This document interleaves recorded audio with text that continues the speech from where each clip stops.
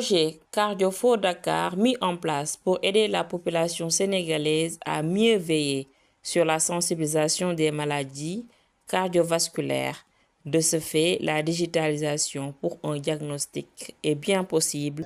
Venu ici aujourd'hui pour procéder à la clôture du projet Cardio Dakar, qui est un projet qui a démarré en 2018 pour un peu accompagner le ministère de la Santé et de l'Action sociale dans la lutte contre l'hypertension artérielle et l'hypercholestérolémie.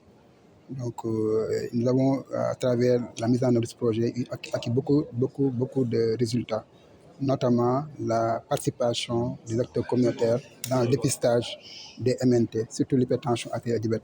Nous avons vu qu'en 2015, pratiquement 54% des personnes ne connaissaient pas les statuts d'hypertension artérielle.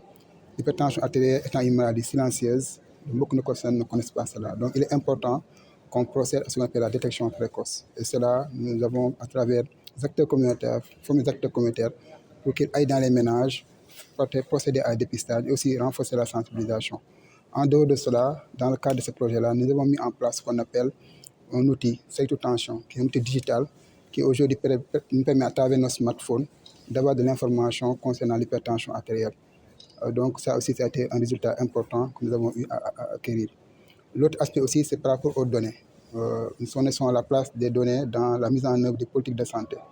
Nous avons pu élaborer des indicateurs, élaborer aussi des formulaires au niveau de la plateforme DSS2, mais aussi des formulaires de suivi personnalisés de nos patients pour un peu renforcer l'information sanitaire, permettre au ministère de la Santé d'analyser les indicateurs et pouvoir apporter les corrections nécessaires.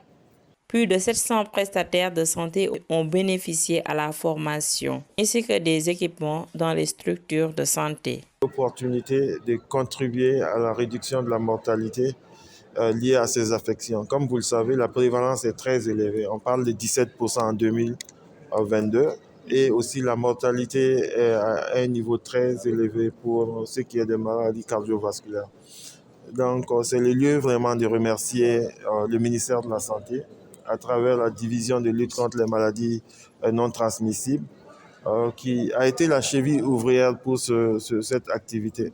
Parce que aucun partenaire à lui seul ne peut mobiliser l'ensemble des interventions pour réduire cela. Donc, l'application Saytu Tension mise en place pour mettre en contact direct les prestataires de santé et les patients.